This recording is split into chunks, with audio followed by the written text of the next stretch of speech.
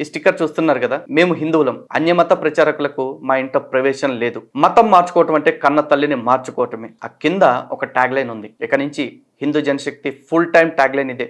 ప్రతి హిందువు చెప్పాల్సింది కూడా ఇదే అని నా ఒపీనియన్. ఇది కేవలం సంస్థ నినాదం కాదు, ఇది హిందుత్వపు నినాదం. ఆ నినాదమే సనాతన ధర్మమే సర్వోన్నత ధర్మం, సర్వోత్తమ ధర్మం. ఎందుకు ఇంత స్పష్టత హిందువులకు ఇవ్వాల్సిన అవసరం ఉంది అంటే, ఈ రోజు ప్రతి గాలికి పుట్టిన మతము కూడా వచ్చేసి మా దేవుడే నిజమైన దేవుడు, మా దేవుడు తప్ప ఎవరు అన్ని మిగతాన్ని కల్పితం అంటూ కట్టుకథలు చెప్తా ఉన్నారు. మరి నిజమైన దైవాన్ని ఆరాధిస్తున్న మనం, నిజమైన మానవీయ విలువలు కలిగిన ధర్మాన్ని పాటిస్తున్న మనం ఆ ధర్మం యొక్క గొప్పతనాన్ని ఎందుకు చెప్పుకోకూడదు? కాబట్టి ప్రతి ఒక్కళ్ళకి నుంచి ఈ మాటని గుర్తుపెట్టుకోండి. సనాతన ధర్మమే సర్వోన్నత ధర్మం, సర్వోత్తమ ధర్మం. మత స్వేచ్ఛ అనగానే అచ్చోస్ నాంబోతుల్లాగా ప్రతి ఇంటికి పోయి మా దేవుడిని నమ్ము, మా గ్రంథాన్ని నమ్ము అంటూ అడుక్కోవటమే కాదు, నాకు అక్కర్లేని మతాన్ని నాకు చెప్పొద్దంటం కూడా మత స్వేచ్ఛ కిందే వస్తుంది.